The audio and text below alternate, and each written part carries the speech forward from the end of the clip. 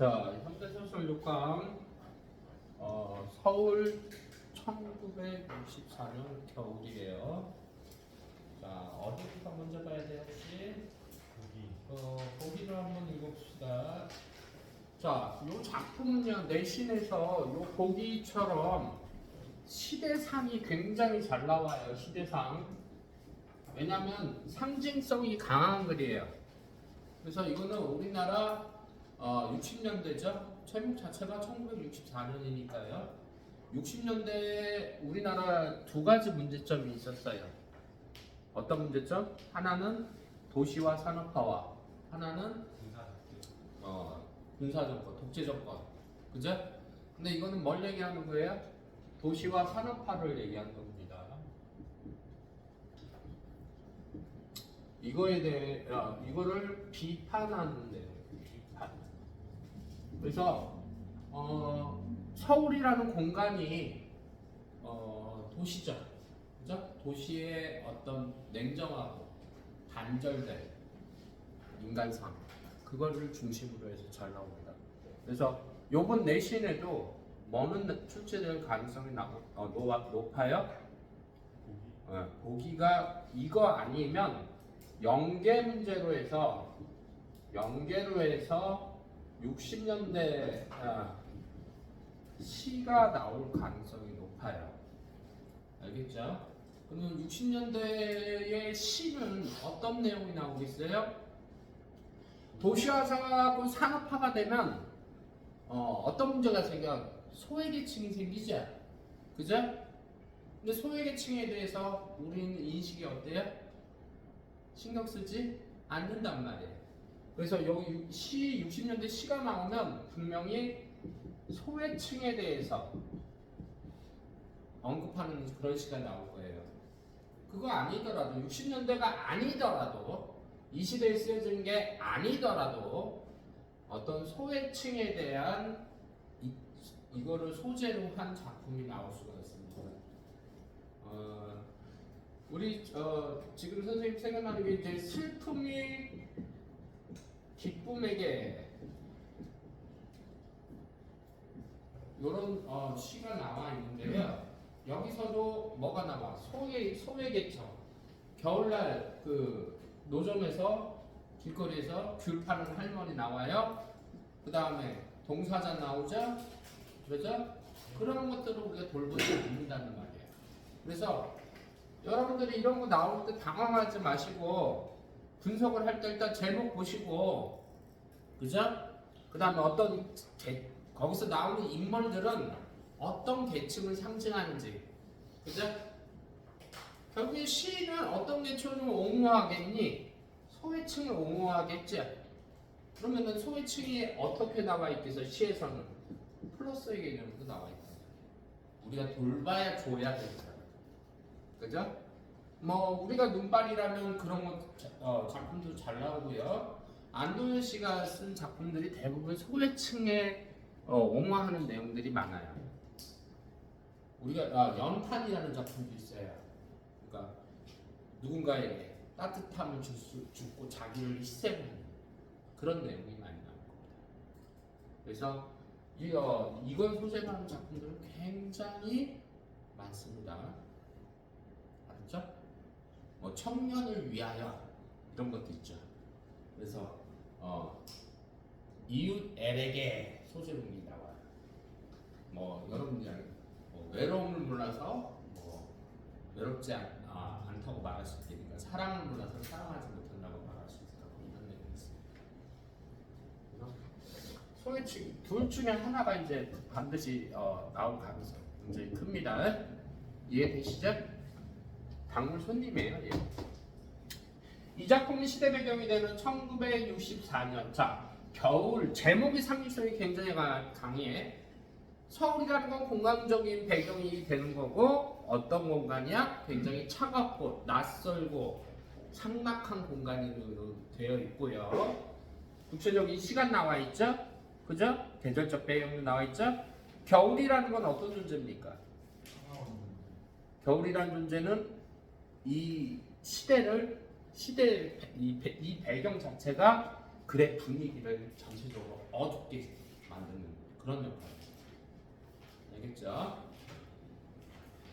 정치적 사회적 구조리가 팽배한 시기였어요. 사회부 정신이 좌전시킨 군사정부는 굴욕적인 외교를 거듭했고 이에 항의하는 민주인사들의 그죠? 하였다. 이와 같은 상황에서 당대 사람들은 무력감에 빠졌어. 여기 나온 세 인물의 공통점입니다. 사회에 대한 짙은 회의감 나타나요. 그죠? 이는 타인에 대한 무관심, 대리주의 요 등장인물의 특징입니다. 만연하게 있으면 내면적인 교감이나 연대에 대해 당대의 시대 요구하는 외면당하는 결과를 초래했다. 이와 같은 시대를 분위기를 반영한 작품이다. 전체 내용을 살펴봤습니다. 자, 나올 수 있는 게 한 네 문제를 찍는다면 시대상과 관련된 내용 관련된 문제 나올 거고요. 두 번째로는 인물과 관련된 인물의 상징성에 대해서 나올 거고요. 세 번째는요, 소재의 상징성이 나올 거예요. 알았죠?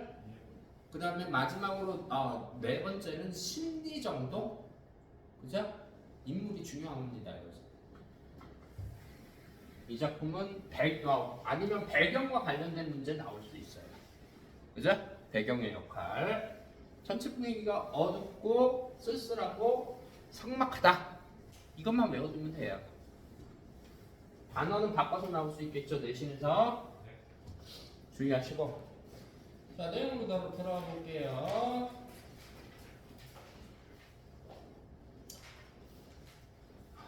(1964년) 겨울은 서울에서 지냈던 사람이라면 누구나 알 수 있겠지만, 자, 밤 선생님이 역삼각형 하는 건 다 부정적으로서예요. 알았죠? 밤이 되면 거리에 나타나는 선술제, 이거는 소외계층이 자주 가는 공간이죠. 비싼 술집이 아니에요. 싸구려 술집을 얘기하는 거야. 오뎅과 군 참새. 옛날에 참새고기도 팔았다고 그래요. 그죠? 먹어봤어요? 뼈머리 튀겨 먹는 것 같겠지. 세 가지 종류의 술 등을 팔고 있고 얼어붙은 거리 역시 배경적인 요소죠. 휩쓸며 차가운 바람이 펄럭거리게 하는 포장들을 들추고 안으로 들어서게 되어 있고, 그 안에 들어서면 카바이드 불. 카바이드 불은 시대적 소재예요. 시대 소재. 이거는 이제 화학 반응을 일으켜서요. 염화나트륨인가 뭔가를 물에다가 넣으면 가스가 올라오는데 그 가스에다가 불을 붙이면 불이 붙는다고 그래요. 냄새가 고약합니다. 그죠? 머리가 지그지그 아파요. 선생님 어렸을 때도 노점에서 주로 전기를 못 불어오니까 그 카바이드 등을 켰는데 냄새가 좀 고약해요. 길쭉한 불꽃이 바람에 흔들리고 있고, 염색한 구정잠바를 입고 있는 중년 사내가 술을 따르고 안주를 그어주고 있는 그러한 선술집이에요. 선술집의 모습을 뭐하고 있니? 묘사하고 있네요. 그죠? 그날 밤 우리 세 사람 얘네들이 핵심 인물이에요. 우연히 만났다. 우리 세 사람이란 나라고 나왔으니까 서술자가 되겠죠. 서술자, 그죠? 나를 중심으로 벌어지는 일이에요. 그죠? 도수 높은 안경을 쓴 안. 이 안은 어떤 인물? 안은 대학원생이야. 그럼 무슨 층이라고 봐야 돼? 지식인 계층이라고. 그죠? 지식층이라고 봐야 되겠죠.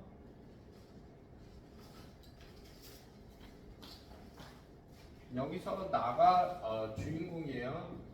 주인공 시점으로 보시면 됩니다. 그 다음에 얘는 그냥 무능해요. 무능한 지식. 1층. 대학원생과 정체는 알 수 없어. 요컨대 가난뱅이야. 분명 소매칭이죠.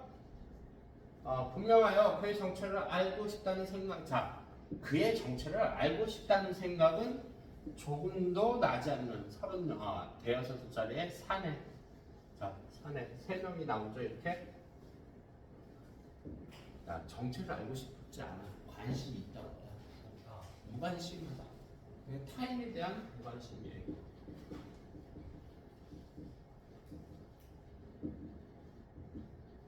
선생님이 오늘 준 프린트에 거기 보면은 이 지문 분석된 부분도 있어요. 다시 한번 그런 것도 꼼꼼히 읽어보세요.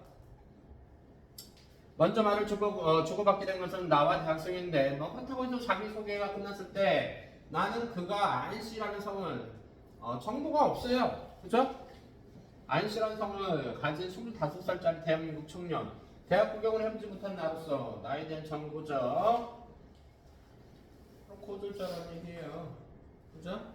상상이 되지 않는 전공을 가진 대학원생, 부잣집 창남이야. 부잣집. 얘는 부잣집 창남이야. 상위계층이라는 얘기예요. 그는 내가 25살짜리 시구촌년 반대로 여기에 알았고 25살짜리 동갑이네요. 시골 출신의 고등학교는 나오고 육군사관학과를 지원했다가 이 당시에 육사는요 서울대급입니다. 지금의 육사가 아니에요.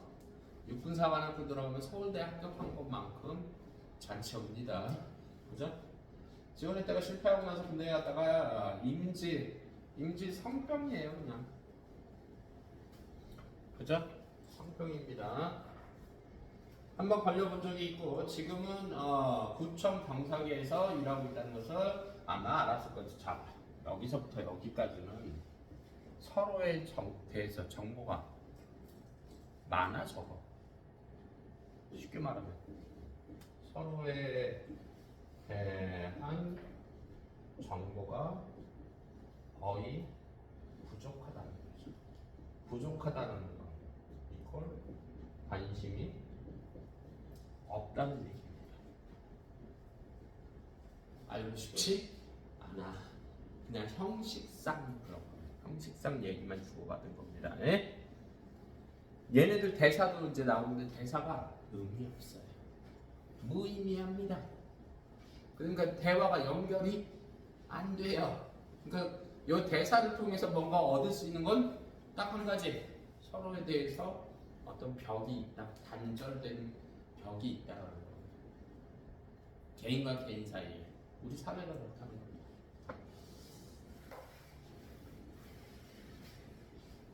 큰 의미 없어요. 대화는. 여기 말고 다른 부분이 나올 수도 있습니다. 예? 알았죠? 한도는 기니까요.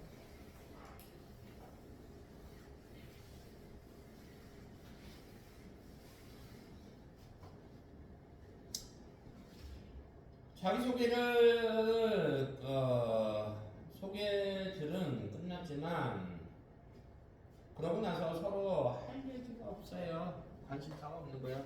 공통된 대화가 없는 거예요. 잠시 동안은 조용히 술만 마셨는데 나는 새까맣게 구워진 군참새를 집을 때 할 말이 생겼기 때문에 마음속으로 군참새에게 감사하고 나서 이야기를 시작했다. 안녕, 파리를 사랑합니까? 뜬금없이. 이 파리는 니들이 아는 곤충 그 파리를 얘기하는 거야. 파리라는 나라를 얘기하는 게 아니라 이거 의미 없어요. 아니요, 아직까지 그거 말이다. 분명히 파리를 사랑하세요? 얘라고 나는 날 수 있으니까요. 대사 의미 있니? 파리 난다는 거 모르는 사람 있니? 의미 없는 대사예요. 대화예요. 의미가 없다라는 거는 상호 단절을 의미하는 거예요. 단절. 알았어? 날 수 있는 것으로 동시에 내 손을 붙잡힐 수 있는 것이니까요. 날 수 있는 것으로서 손 안에 잡아본 적이 있으세요? 가만 계셔보세요. 그가 안경 속으로 나를 멀거니 바라보고 잠시 동안 표정을 꼼지락거리고 있었다. 그리고 말했다. 없어요. 나도 파리밖에. 나 아무 의미 없어. 알았어? 대화가 상당히 수준이 낮아요. 낮은 이상스럽게도 날씨가 따뜻했기 때문에 길은 얼음이 녹아서 흙물로 가득했는데, 자, 역시 배경이죠. 무거운 질퍽한 느낌이 들어요. 그죠? 밤이 되면서부터 다시 기온이 내려가고 겨울을 얘기하는 거죠. 흙물은 우리의 발밑에 다시 얼어붙기 시작했다. 차갑다는 얘기죠. 그죠? 서로 관계가 차갑다 이런 의미로도 해석이 돼요. 소가죽으로 지어진 내 검은 구두는 얼고 있는 땅바닥에서 올라오고 있는 찬 기운을 충분히 막아내지 못하고 있었다. 사실 이런 술집이란 집으로 돌아가는 길에 잠깐 한잔씩 하고 싶은 생각이 든 사람들이나 들어올 테지. 마시면서 곁에 선 사람과 선술집이 왜 선술집이냐면 저렇게 서서 술을 마시는 게 선술집이야. 앉아서 먹는 게 아니야. 그러니까 가볍게 먹고 그냥 가는 뜨내기 손님들이 많은 게 선술집이에요. 알겠죠? 무슨 이야기 받을 만한 데는 되지 못하는 곳이다. 그런 생각이 문득 들었지만 안경잡이가 때마침 나에게 기특한 질문을 했기 때문에 나는 이놈 그럴듯하다고 생각되어 추위 때문에 저려드는 내 발바닥에 조금만 참으라고 부탁했다. 이거는 겨울에 제목 겨울과 연관이 있는 거죠. 그죠? 계절에 대한 거예요. 중요한 부분 아무런 의미가 없는 대화를 주고받던 나와 아는 외교원이 일하는 사내를 만났다. 외교원이라는 건 외판원이라고도 하죠. 이게 집에 가가고 방문해서 책 파는 사람들을 얘기하는 거예요. 사내의 직업입니다.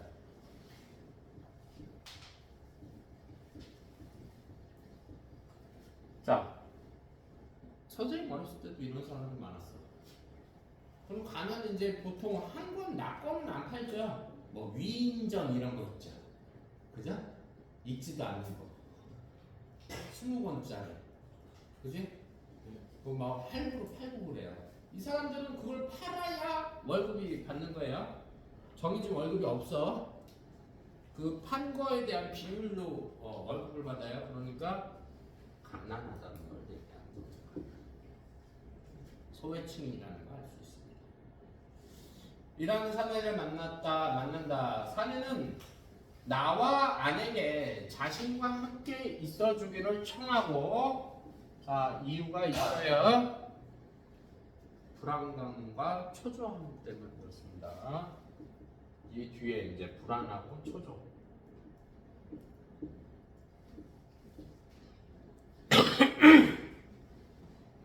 자, 공간에 이동 생겼죠? 어디서? 선술집에서 중국집.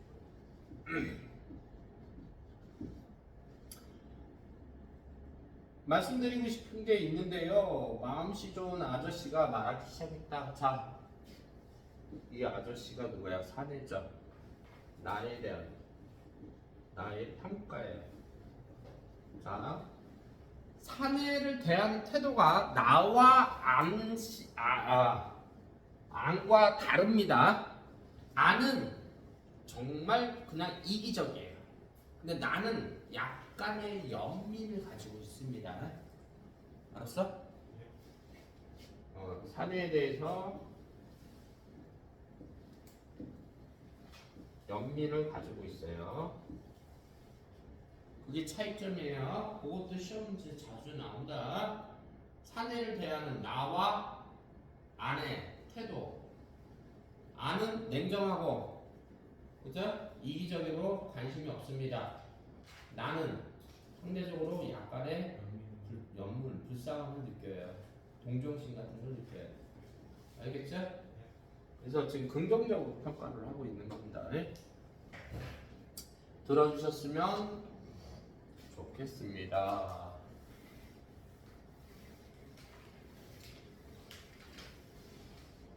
이게 참 슬픈 얘기예요.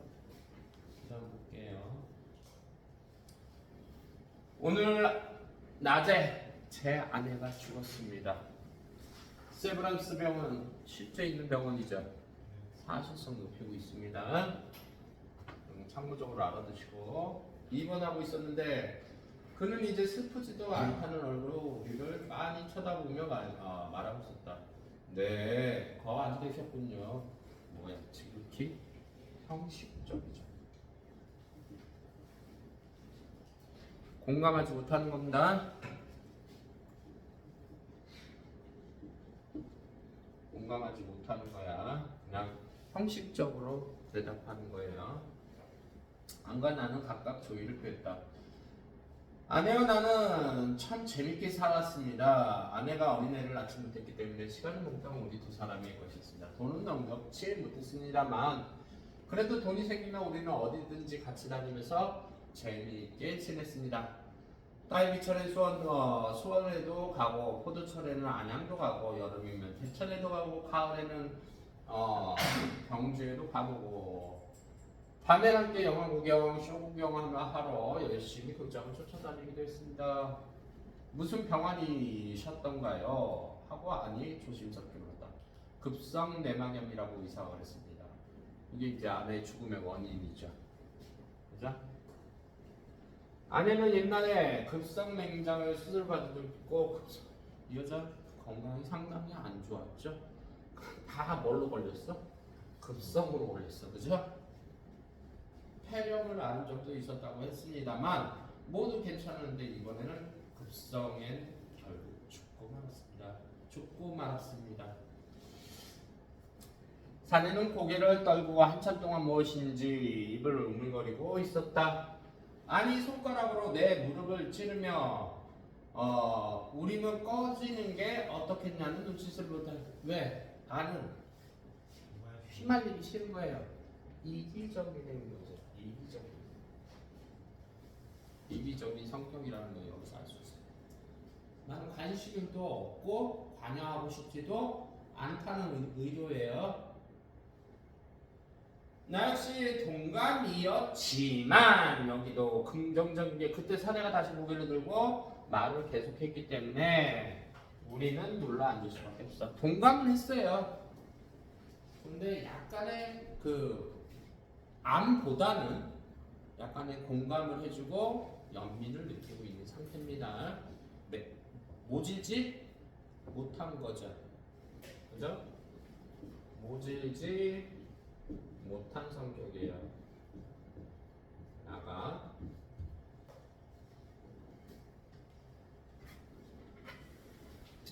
자, 여기 지금 중국집으로 이동을 했는데 그 전에 어떤 사건이 일어나냐면요. 중간 그 단계가 뭐냐면 세이성 선술집에서 나와서 삭막한 도시의 거리를 그냥 걸어요.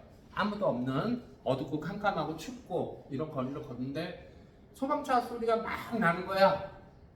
그러니까 사내가 어때? 사내가 그때 갑자기 택시를 집어타고 저 소방차를 따라가자고 해요. 따라가서 봤더니 상가 2층에서 불이 난 거예요. 그죠? 그 불을 나는 모습을 가만히 빤히 보고 있다가 사내가 갑자기 아까 아내 죽었다고 그랬죠? 그죠? 아내를 어떻게 한 거예요? 어제 아내가 죽었다고 그러면 오늘 낮에 죽었잖아. 어제가 아니라. 그럼 원래 뭘 해야 되는 거냐?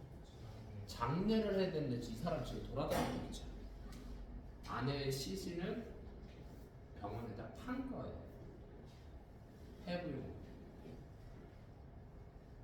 그래서 돈을 받은 걸 가지고 그걸 지금 이 사람들하고 같이 쓰자는 겁니다.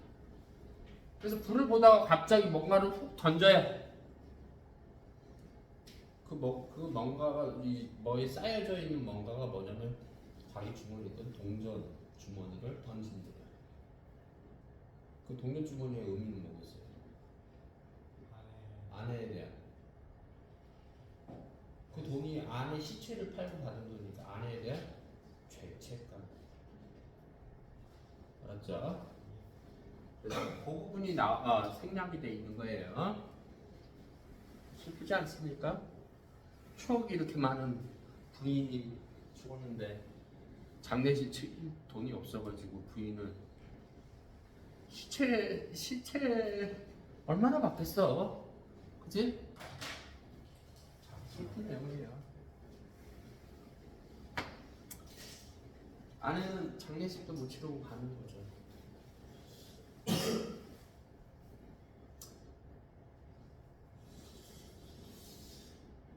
그리고 나서 중국집으로 이제 이동을 한 겁니다. 그래서 체포가 되려고 했는데 옆에서 이제 여기 안 하고 내가 이제 반명을 해줘요.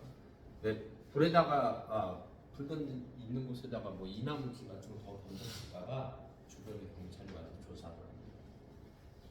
사대는 고기를 떨고 한참 동안 무엇인지 입을 우물거립시다. 아니 손가락으로 내부를 찌르면서 우리는 꺼진 게 어떤 영화를 눈치도 그랬다. 여기까지 했죠. 아내와는 작년에 결혼했습니다. 우연히 알게 되었습니다. 친정이 대구 근처에 있다는 얘기만 했지만 한 번도 친정과 내왕이 없었습니다. 거의 친정이 있는데 안 갔다는 얘기는 거의 혼자 살았다는 얘기죠. 내가 물었다. 난 처갓집이 어딘지도 모릅니다. 그래서 할 수 없었어요. 그는 다시 고개를 떠올리고 우물거렸다. 뭘 할 수 없었다는 말이니까 내가 물었다. 그는 내 말을 못 들은 것 같았다. 그러나 한참 후에 다시 고개를 들고 마치 애원하는 듯한 눈빛으로 말을 이었다. 아내의 시체를 병원에 팔았습니다. 어떤 거야? 괴로움이겠죠. 심리는 괴로움이겠죠. 그 다음에 뭐가 있어요? 죄의식, 죄책감이 있겠죠. 할 수 없었습니다. 난 서적, 월급 판매, 외교원. 이 사람 직업이에요. 지나지 않았습니다.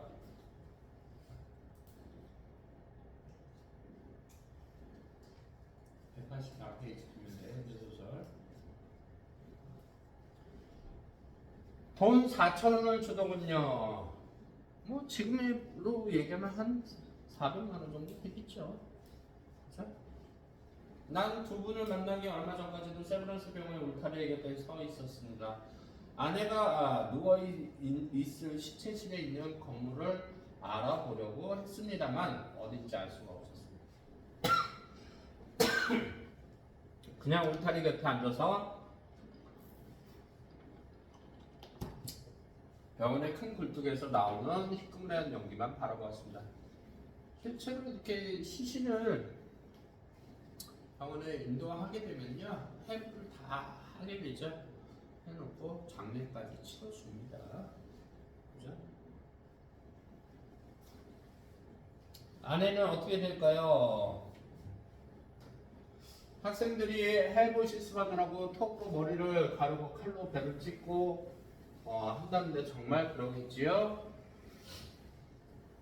우리는 입을 다물고 있을 수밖에 없었다. 할 말이 없겠죠. 무슨 가 필요하겠습니까? 사완이 단무지와 사완이라는 말도 시대적 소재죠. 요즘에 이게 사완은 뭐를 얘기하는 거냐면 종업원이라고 많이 하죠. 지금은 종업원이라는 말이 많이 쓰죠. 접시를 갖다 놓고 나갔다. 기분 나쁜 얘기를 해서 미안합니다. 다만 누구에게라도 얘기하지 않고서는 견딜 수 없습니다. 한 가지만 의논해 보고 싶은데 이 돈을 어떻게 하면 좋을까요? 저는 오늘 저녁에 다 써버리고 싶은데요. 쓰십시오. 아니 얼른 대답했다. 참 차가운 인물이에요. 그죠? 냉정한 인물. 이 돈이 다 없어질 때까지 함께 있어 주시겠어요? 요거 암시예요. 암시. 죽음을 암시합니다. 불안한 거예요. 그러니까 자신이 자살을 할 생각을 하고 있는데 누군가가 뭐 했으면 좋겠어? 나를 좀 말려주길 바라는 의미예요. 무슨 말인지 알겠죠? 나 지금 죽을 거야. 근데 살려는 의지가 한편 또 있는 거죠. 그래서 누군가가 날 죽지 못하게 잡아주길 바래요. 그래서 함께 있어달라고 하는 겁니다. 사내가 말했다. 우리는 어느 대답하지 못했다. 함께 있어 주십시오. 사내가 말했다. 우리는 승낙했다.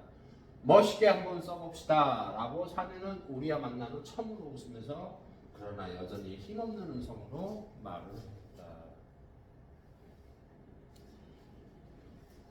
중국집에서 거리로 나왔을 때 우리는 모두 취해 있었고 돈은 1,000원이 없어졌고 사내는 한쪽 눈으로 눈을 껏 다른 한쪽 눈으로는 웃고 있었다. 그럴 수 있냐니네. 역설적이죠? 그죠? 역설법이 나와 있어요. 아는 도망갈 궁리를 하기에도 지쳐버렸다고 내게 말을 하고 있었고 나는 액센트 찍은 문제를 모두 틀려버렸단 말이야. 액센트 말이야. 의미 없는 얘기야. 의미 없는 거. 알았어? 나 술 취해가지고 그냥 아무 말 같이 거르는 거예요. 라고 중얼거리고 있었고 거리는 영어 한국어를 본 식민지 거리처럼 춥고 한산했다. 이게 도시의 이미지죠. 도시의 이미지를 상징적으로 얘기하는. 그러나 여전히 성수광구는 부지런하고 약광구는 이게 도시와 산업하죠. 광고.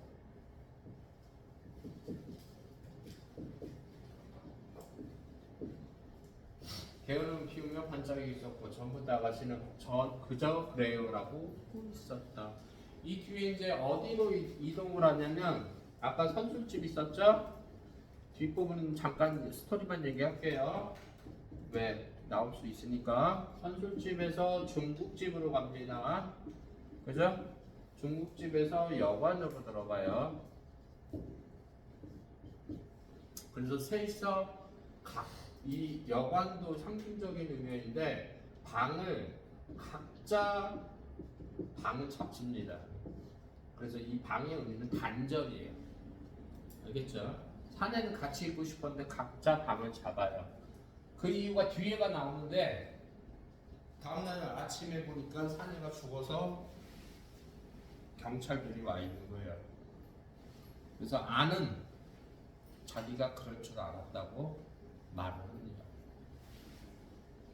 알겠어? 근데 여기 이제 그 소재가 뭐가 중요하냐? 부분의 소재가 두 가지가 중요한데 이 방 우리가 여관이나 이런 거 들어갈 때 요즘은 뭐 그런 거 하는지 안 하는지 모르겠는데 숙박계라는 걸 써요. 숙박계. 그러니까 그 사람의 기본적인 무슨 문제가 생겼을 때 조사를 하기 위해서 그 사람의 정보를 적습니다. 기본 정보를 이름하고 주민번호하고 지금은 개인 그것 때문에 걸릴 거예요 아마. 전화번호하고 집 주소하고 적는데 다 가짜로 적어요. 그죠? 여기서도 지금 이름이 명확하게 안 나오죠. 익명성을 지금 쓰고 있습니다. 익명성. 그죠? 익명성을 쓰는 이유는 뭐예요? 특정 계층을 대표하기 위한 겁니다. 그래서 이제 남자가 보스톱이라도 같이 치자 했는데 이 아니 난 피곤하다고 가서 들어가서 잔다고. 그리고 나서 다음날 아침에 이제 남자가 죽었다는 소식을 나하고 아니 듣게 됩니다. 그때 개미 한 마리가 내 몸을 타고 올라오는 것 같은 느낌, 내게 다가오는 그런 느낌을 받아요. 실제 개미가 아니라 상상 속에 그 개미가 또 시험 문제 잘 나오는 거죠. 나의 양심. 자기도 뭐라고 하냐면 아는 정확하게 나는 그 사람 죽을 줄 알았어요 라고 대답하고 나도 그걸 느끼고 있었던 거예요. 근데 말리지 못한 것에 대한 죄의식을 개미로 표현합니다. 그래서 개미의 소재의 상징성도 잘 나와요. 그래서 선생님이 얘기했지. 지금 수능이 어떻게 돌아가고 있다. 이게 한동안 안 나왔던 작품이야. 그러니까 이제 더 이상 문학 같은 거는 뭐 낼 게 그렇게 많지가 않으니까 수능 초창기 때 냈던 작품들이 리턴에서 지금 자주 등장하고 있어요. 그죠? 이 작품도 상당 부분 과거에 수능에서 나왔던 소설입니다. 그래서 아마 뒷부분의 내용까지 알고 계시면 소설은 여러분들 알다시피 모의고사나 수능에는 제목은 같은데 다른 파트가 나오죠? 그죠? 그래서 뒤에 여감방에서의 대사하고 얘네들이 이제 헤어져요. 빨리 우리 벗어나자고 안이 제안을 합니다. 그래서 그 여관 건물에서 나와서 각자 갈 길을 갑니다. 나는 버스를 타고 가고 안은 걸어갑니다.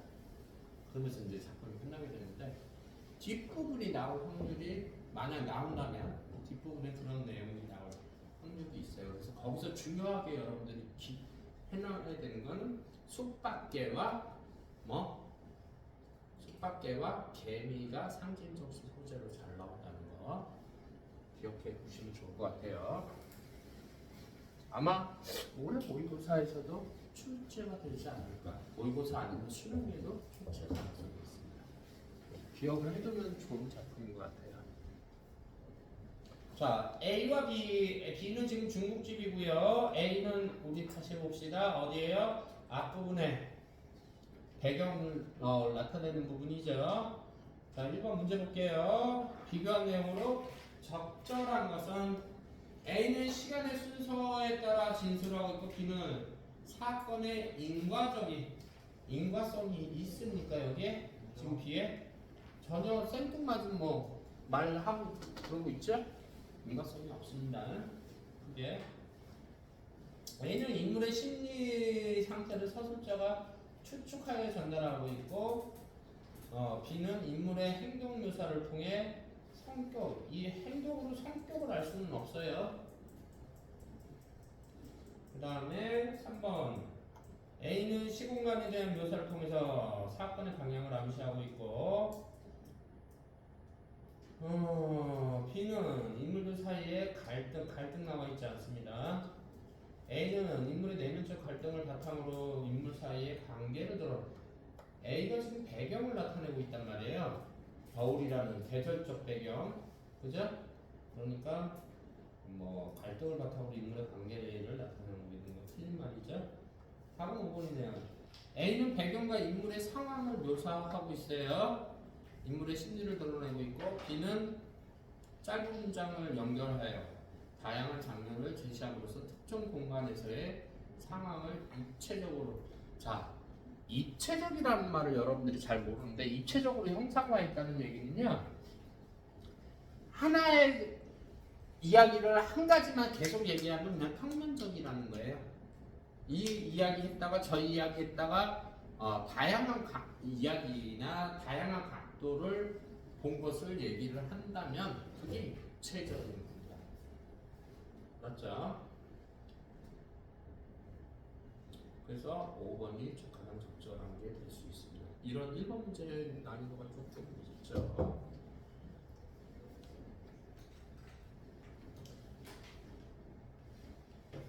다른 거 없어. 입체적인 거는 다양한 장면이 제시돼 있으면 그냥 입체적인 거야. 에? 어렵게 생각하지 마라.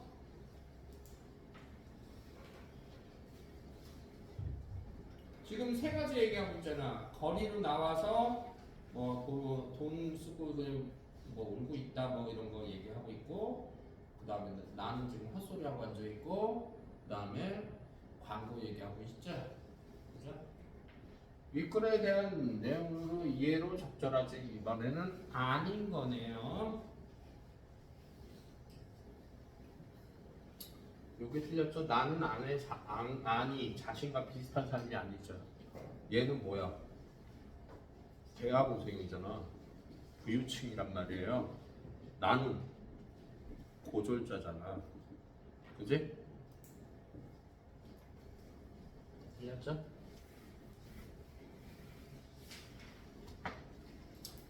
그 다음에 3번 선술집과 중국집에 대한 설명으로 가장 적절한 거 여기는 특별한 갈등 없어요. 갈등 나오면 적절하지 않아요. 선택지. 여기 특별한 갈등 없습니다.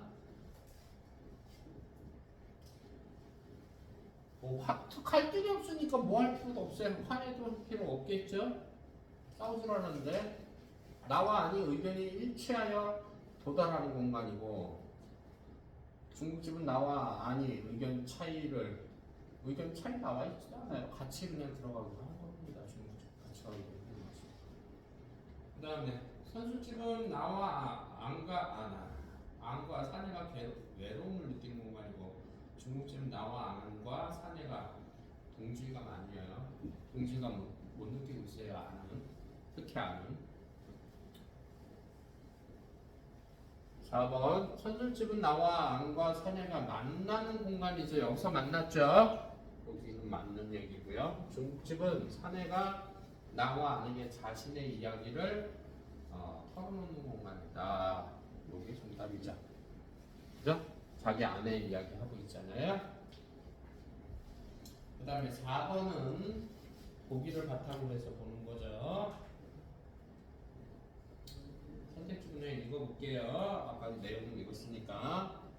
그의 정체를 알고 싶다는 생각은 조금도 나지 않았다는 나의 말에서 타인에 대한 무관심을 당대는 것을 반영하고 있군. OX 오죠? 그죠? 그러니까 답이 아니죠? 이 말 맞는 말이에요? 답이 아닙니다. 사내가 다시 고개를 들고 말을 계속했기 때문에 우리가 놀라줄 수밖에 없다는 억압받는 당시 민중 의사들을 이게 뭐 일어날 타이밍이 지금 뭐 놓친 거지 뭘 이거를 지금 뭘로 민주 인사들까지 확장해서 하는 너무 이거는 학대 저격 오류죠. 이렇게 볼 수는 없죠. 그럼 결국에는 나와 안이 뭐가 되는 거야? 민주의사라는 얘기잖아요. 안 되는 얘기죠. 이거는 그냥 분위기상 타이밍을 놓친 것 뿐이에요. 그래서 답은 2번이 틀린 겁니다. 나머지도 보셔야 돼요. 아셨죠? 잠깐 끊어갈게요.